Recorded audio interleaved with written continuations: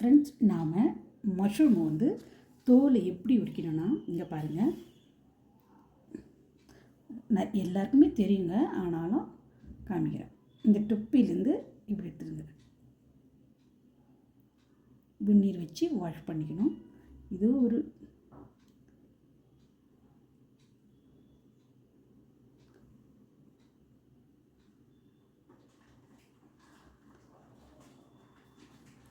நம்ம மஷ்ரூம் வந்து ஃப்ரெஷ்ஷாக இருக்கும்போது நம்ம வந்து மஷ்ரூம் ஃப்ரெஷ்ஷாக இருந்தால் நம்ம மேலே ஸ்கின் வந்து உரிக்க வேண்டிய அவசியம் கிடையாதுங்க. இது மாதிரி ரெடி பண்ணி வச்சுக்கணும். கட் பண்ணி ரெசிபி செய்யலாம் வாங்க. Hello friends, good afternoon. நாம் இப்போ என்ன செய்ய போகிறோன்னா மஷ்ரூம் 65 செய்ய போகிறோம். அதுக்கு தேவையானது 1/4 ஸ்பூன் ரெட் சில்லி போட்டுக்கலாம். உப்பு தேவையான அளவுக்கு போட்டுக்கலாம். கார்ன்ஃப்ளவர் 2 ஸ்பூன், மைதா 2 ஸ்பூன்,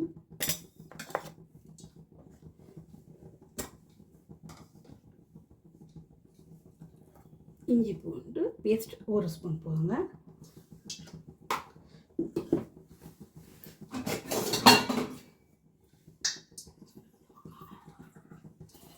இப்போ தண்ணி ஊற்றி மிக்ஸ் பண்ணிக்கலாம்.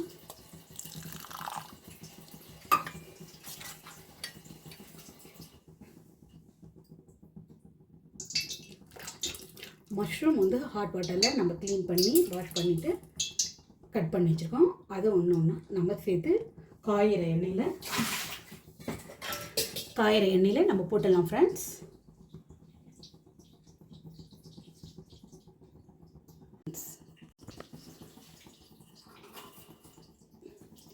ஹலோ ஃப்ரெண்ட்ஸ், நாம் வந்து மஷ்ரூம் வந்து 65 செய்ய போகிறோம். அதுக்கு தேவையானது இதில் கார்ன்ஃப்ளவர், மைதா, இஞ்சி பூண்டு பேஸ்ட், ரெட் சில்லி, உப்பு இதெல்லாம் நம்ம மிக்ஸ் பண்ணி வச்சுருக்கோம் ஃப்ரெண்ட்ஸ். நம்ம வந்து மஷ்ரூம் வந்து தோலை உரிச்சிட்டு ஹாட் வாட்டரில் போட்டு வாஷ் பண்ணி வச்சுருக்கோம். இதை வந்து நம்ம டிப் பண்ணி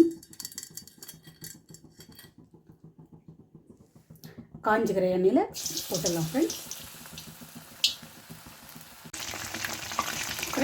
இது மாதிரி நம்ம 2-3 டைம் போட்டு நம்ம எடுத்துக்கலாம் ஃப்ரெண்ட்ஸ்.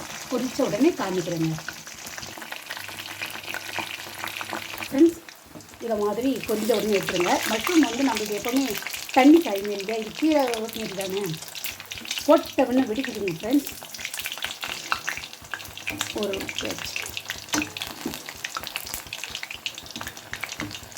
எப்போவுமே மஷ்ரூம் தான் செய்வோம். ஃபஸ்ட் டைம் நாங்கள் இதை ட்ரை பண்ணுறோம்.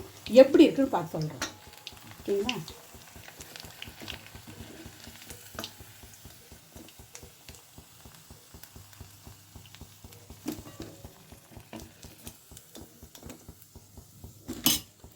அடுத்த பேட்ச் போகலாம் ஃப்ரெண்ட்ஸ். செகண்ட் பேட்சும் ரோஸ்ட் ஆகிடுது. நாம் இது எடுத்துக்கலாம்.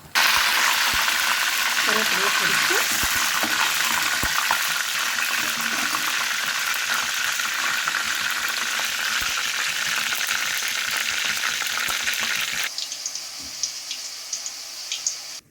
Hello friends, mushroom 65 ready ஆகிடுச்சுங்க.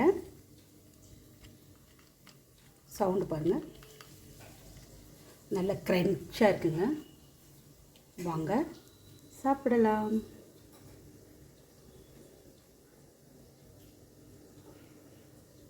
இது பலாவோட வச்சு சாப்பிடும்போது டேஸ்ட்டாக இருக்குங்க. சாம்பார் சாதம் எல்லாத்துக்குமே நல்லாயிருக்கும்.